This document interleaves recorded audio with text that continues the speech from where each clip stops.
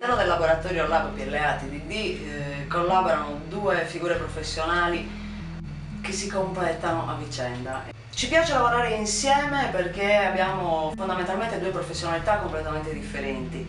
Io sono appunto una modellista e lei è una stilista, quindi riusciamo a completarci senza avere un motivo di scontro o di difficoltà nel lavoro. All'interno del laboratorio facciamo gli abiti su misura. Anche se sia la parte modellistica che la confezione è praticamente industriale. Ecco perché non utilizziamo fili di imbastire, ma cuciamo direttamente a macchina. Durante la confezione sicuramente un risparmio di tempo, si lavora molto più in maniera più precisa e si fa più velocemente.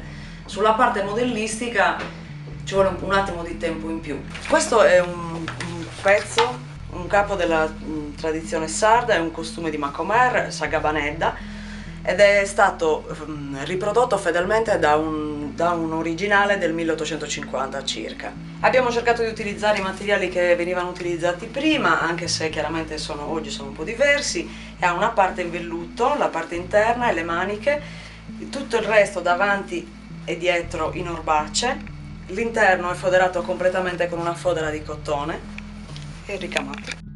Allora, maschera nasce dal concetto di mascherazione. Quindi avendo comunque sia una predisposizione, essendo sarda, al mascheramento, ho cercato di unire quello che era il mondo della Sardegna e quindi del suo carnevale con il concetto di mascheramento anche nella società.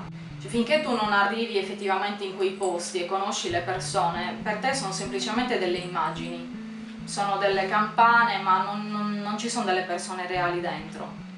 Andando lì invece, vedendo il fuoco di Sant'Antonio, vedendo le campane, le scintille, ovviamente tutto assume una connotazione quasi mistica. Quindi quando vai a interpretare quelle maschere, quei personaggi in abiti, forse hanno sicuramente un'immagine più profonda. Infatti tra le due fasi comunque si nota che questa qua è molto tecnica, quindi c'è un mood board molto preciso, suddiviso in tre, quindi che va praticamente nelle tre fasi: la maschera, la vestizione e il mamuttone, mentre nella fase successiva è tutto molto più, diciamo, libero.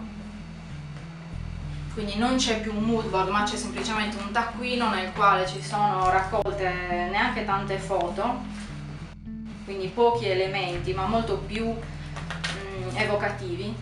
Con il passare degli anni impari a cogliere quali possono essere di un oggetto le caratteristiche fondamentali per poter tirar fuori poi qualcosa di diverso. Questo è l'abito che nasce dal discorso mamuttone, però non più con le campane come punto di partenza, ma le cinte di davanti che mantengono le campane. Questo è tutto il davanti che si intreccia e qua c'è la cinta che lo chiude. Questo è il collo, che a volte dei pezzi fatti così a manichino bisogna interpretarlo.